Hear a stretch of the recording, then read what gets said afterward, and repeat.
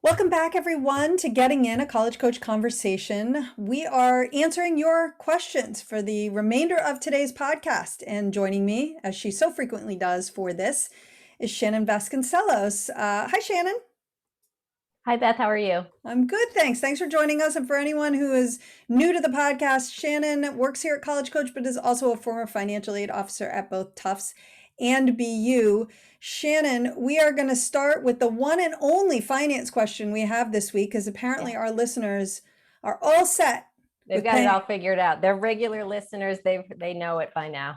They've got it nailed. All right. This comes to us from Kishore, who asks, if we cannot afford a college's full tuition and are hoping for financial aid or merit aid, are we compromising ourselves by applying in the early decision pool? Do students who apply early decision get awarded financial and or merit aid? Yes. So students who apply early decision can definitely get financial aid and scholarships. You're not in any way, giving up that right when you apply early decision. I will say it was sort of long a question in my mind of, will you get as much in scholarships as you might have if you applied regular decision? Logically, you can imagine a school not wanting to award so much in scholarships to early decision students because those students have already committed to enrolling at the school, regardless of if they're offered scholarships. So, kind of what's the incentive for the school? I have had that question in the past, but I would say after speaking with all of our colleagues here at Bright Horizons College Coach, who have all, worked at dozens and dozens of colleges collectively, speaking with all of our colleagues, I have found very little evidence of colleges sort of purposefully shortchanging students who apply ED. A few isolated incidents, yes, but for the most part, all of us who have worked at colleges who have an ED process have experienced that we would award students the same kind of scholarships and financial aid, whether they applied early or regular. And in trying to figure out, well, why that would be, where's the incentive? When you do kind of think a little deeper, first of all, students can pull out of an early decision contract if the finances make it impossible to attend. So if the college decided to really lowball ED students, they would get tons of students pulling out of their contracts. Also, word would get out and a school would not last very long with, an ED process once people figured out that they weren't getting as much financial aid. So I think that with limited exceptions, colleges are generally going to have comparable awards, whether you apply ED or regular decision. Now, having said all of that, I do definitely think you are making a financial compromise when you apply early decision. Even if that particular school gives you the same offer that they would have if you had applied later, what you are giving up is the ability to compare offers from other schools, and also related, potentially go back and negotiate for even higher offers. So you committed to that early decision school, no matter what they give you. Again, even if they give you the same as they would have, you don't get to see what schools B, C, D, and E would have offered you. And they might have been much more generous offers. You just don't get to know that when you apply early decision. So I think it's a very serious decision to make for financial reasons, among other reasons, but you are really giving up a lot. So you really have to be very sure about that early decision school, that it is your first choice school. I would definitely do the net price calculator on the school's website that will estimate financial aid for you.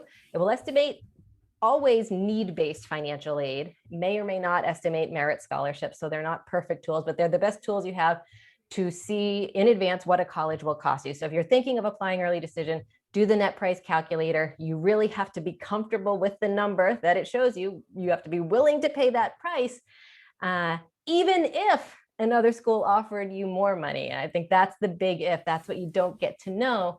So I don't think, you will be considered for financial aid and scholarships, but the missing piece is you don't get to see the offers from all the other schools. So if the finances matter to you, you want to be able to compare offers, early decision is not the right process for you.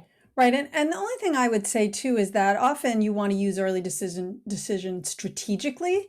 And if you're using it to make a school that is slightly out of reach, a little bit more within reach, or a school that is a pretty solid match, but absolutely no guarantees, the reality is that if those schools are offering merit money, they're probably not offering them to you in early decision anyway, because they're reserving that money to get the very best applicants that they're going to get, right? And then maybe you're applying early decision to a school that you just love, and maybe it's a safety. And then I'm just thinking about some of the schools we saw this year coming back to students 2 and 3 times with bigger offers of merit money. And you would miss out on that if you had committed to them early decision, right? So it's a bit of a balancing act, and early decision makes sense in some situations, but generally benefits the school more than the student. And so, but again, we could do a whole show on early decision and using it strategically, and perhaps we should. Yeah. Today is not that day. Okay, so the next question came in from Christine through our Facebook page. So folks, feel free, if you have questions, you can just shoot us a message on Facebook. But she's asking sort of what's going on this year? Why are selective schools so full or over enrolled? Is it double deposits? Is it test optional displacing? Also, will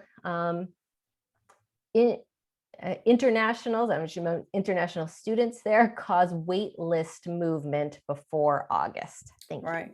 Okay. Lots of questions here. Yeah. I think the first thing I would say as a baseline is that most selective schools are full after they send out their offers and they come back. They do generally a very good job of enrollment management. They know how many offers they need to send out to enroll their class. And so to me, it is not a new thing that they're full.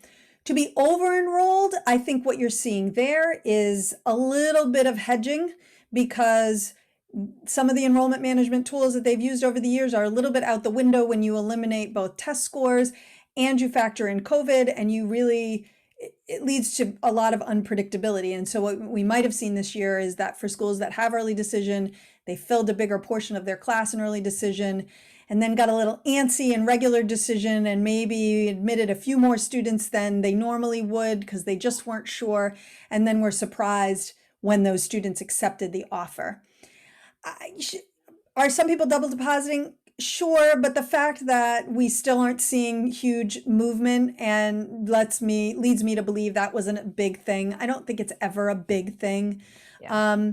I think test optional made things a little bit less predictable this year, but I don't, these applicant pools grew significantly. The thing I always say is, just because more people applied doesn't mean that more qualified people applied, right? So I do believe that this year a lot more students shot their shot and aimed really high, probably higher than they should have.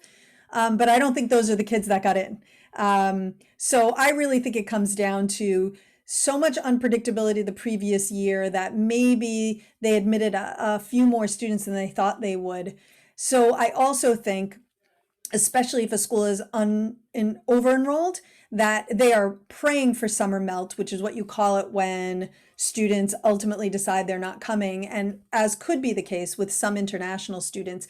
I actually do know, though, of a bunch of schools where they have put in place options for students who aren't able to get visas, so they could defer for the year or they could continue to study online. Let's not forget, right? All of these schools have done this now, so they know how to they know how to make that available. And so I can think of at least one school where they've been very clear that their goal is not to lose those international students. And so if they can't get visas, their hope is that they will take advantage of this online option until they are able to get visas and join them on campus. So I don't think there's anything nefarious going on. I actually don't think that this year is so different from previous years, despite the increased application numbers.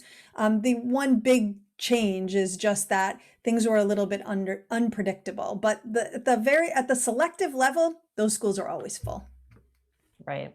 And I'm trying to read between the lines of Christine's question here, and I'm wondering if she has a student who is on a wait list at a very selective school, And she's wondering what the chances are of Right. getting in off of that wait list. And I would say not good.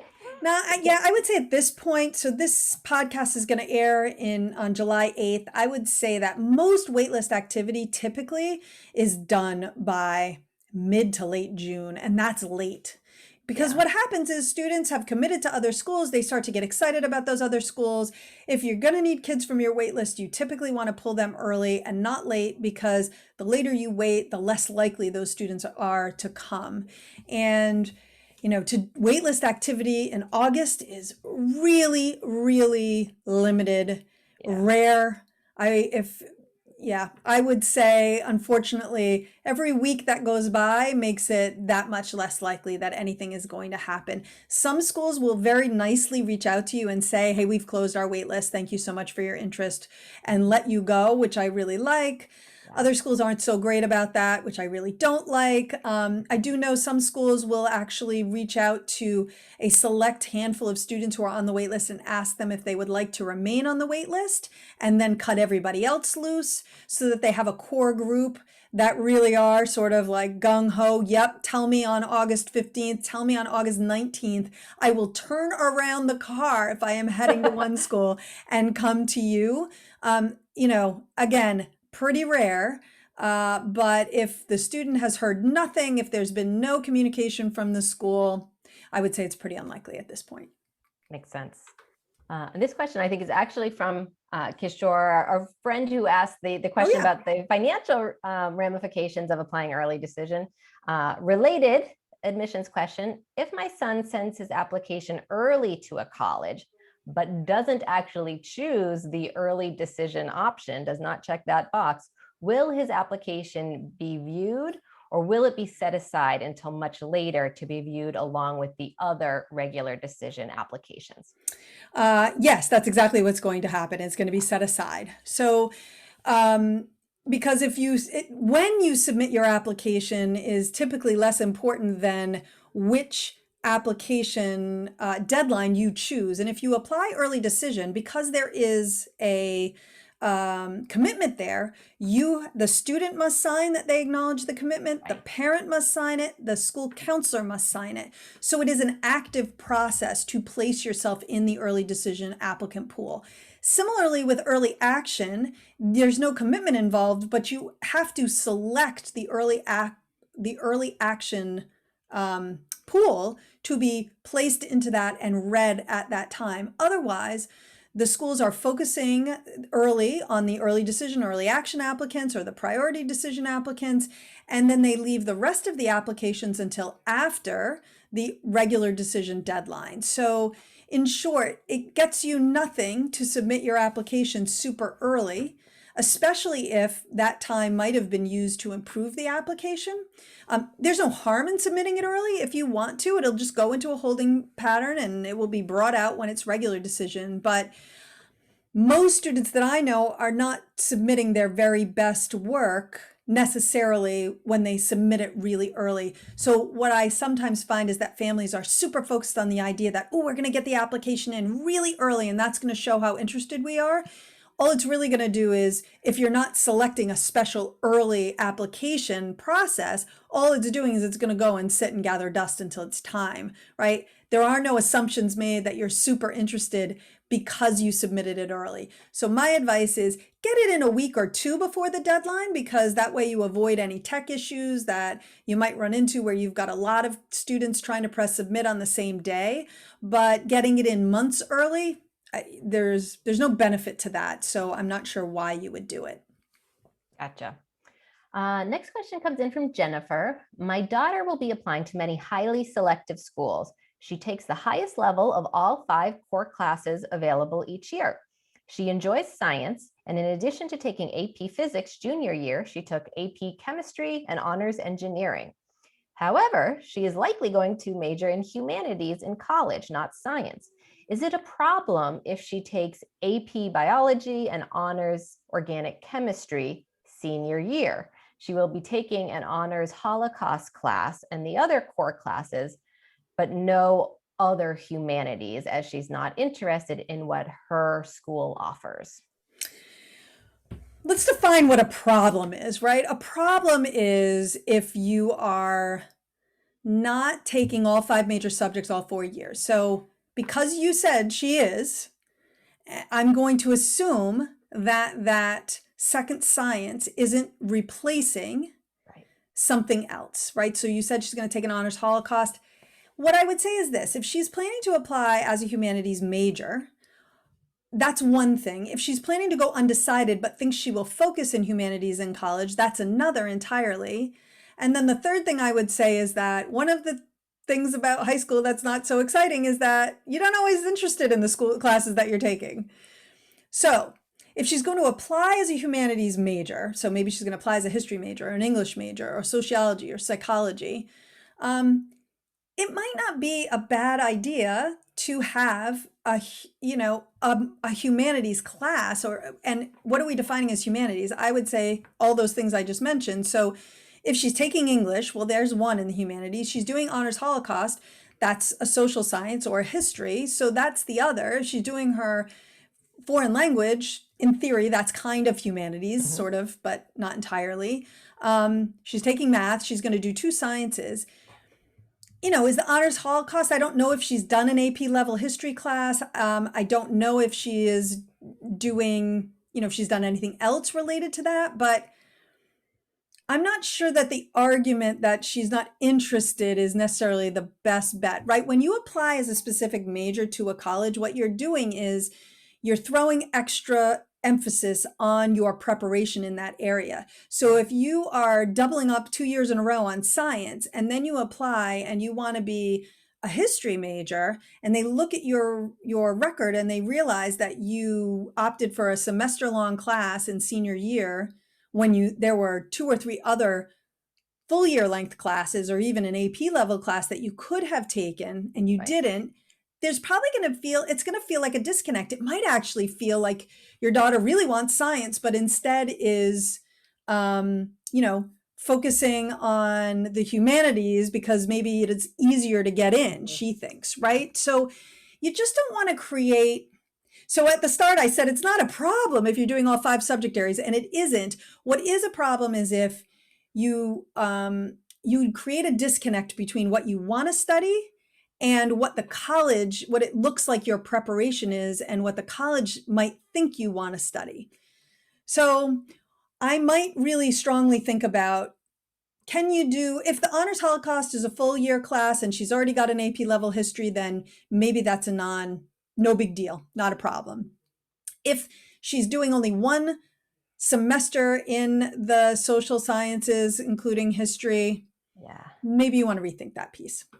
So not an easy, yes or no, but never is. Exactly. All right, we're going to take a quick break. And when we come back, we're going to answer more questions.